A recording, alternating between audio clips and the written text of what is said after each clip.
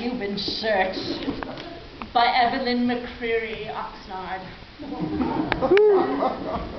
Chapter 1. The boat pitched from left to right. Marilyn didn't think that she had the legs to handle the entire ship ride to Havana. Everyone on board felt queasy. The waves washed over the bow. As Evelyn hung on for dear life, but she had to get to Havana. She had to get to Havana because she had heard that Havana was the most beautiful place, full of food and music. And a man named Ramon, she pulled out the letter and reread the last thing that he had written to her. I love you. He was right to the point, that Ramon. And those 3 simple words were enough for her to finally dock in the port of Havana, work with me. And there was a banana seller, a young girl. Hello, would you like to buy a banana? They know that they have never met before, yet there's something familiar passed between them, and as Evelyn reached for the small banana, which in fact was a plantano, their eyes met, and Evelyn had to ask a question of this young girl. You look like you have a question for me. No, Evelyn, you who has the question in your eyes. Well, how can I have a question for you? Keep with it, Evelyn. What is this teeny, tiny, exotic-looking fruit? It is called a plantain. When Evelyn heard that word, plantain, she suddenly had memories that rushed in her brain that she had never had before, as if another life. How do you spell She remembered she was a dancer, a Havana dancer in Cuba.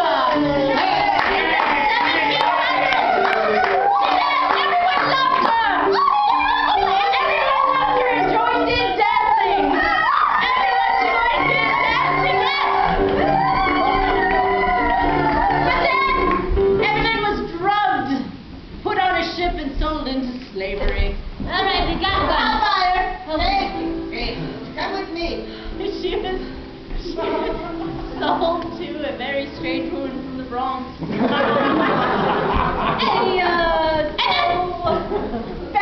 Back to the present. There we go. And that's where Evelyn knew the young girl. In this other life, they had been slaves in the Bronx together. I was a plantain dancer, were you? Yes. And a slave in the Bronx. Yes! With you! Yes! They remember they knew each other in their past life. This is coming together so well. I know why you're here. I don't. Why am I here? Ramon! Come on! He is waiting for you.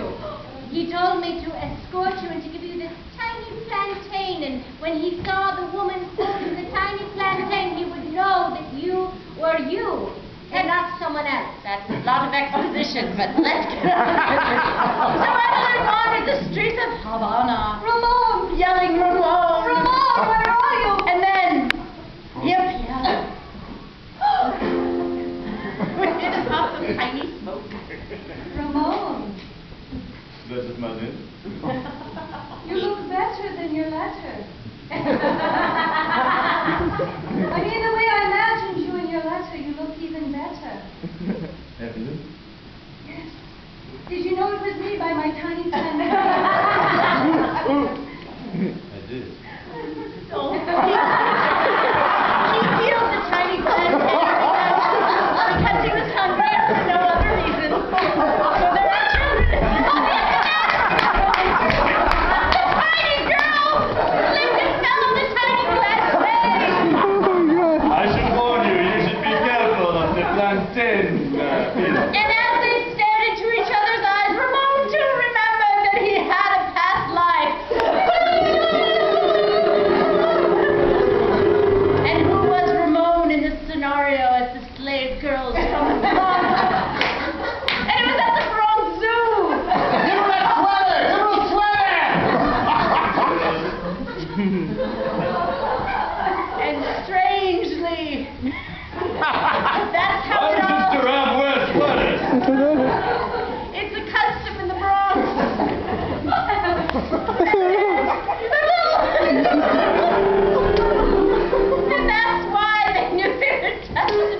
each other.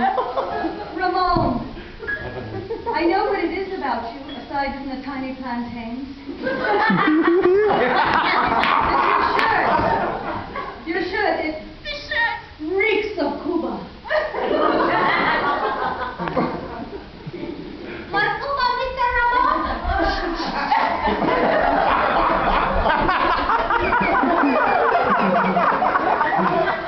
This is the most convoluted story I've ever seen. No, it makes total sense. You see, I have been working on a scent that comes from Cuba. Yes. And I have been selling women into slavery to pay for my production. Yes.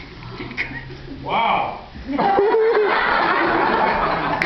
reason that I was taken to the Bronx. I'm sorry, Evelyn, but do you smell this? Yes, I do. None of this could have come without your... He was intent to make it up to her in this life. In this story. Keep going, Ramon. Finish it off, Ramon. Give me a big ending. Tiny plantain? Yes, I'm gonna need another one.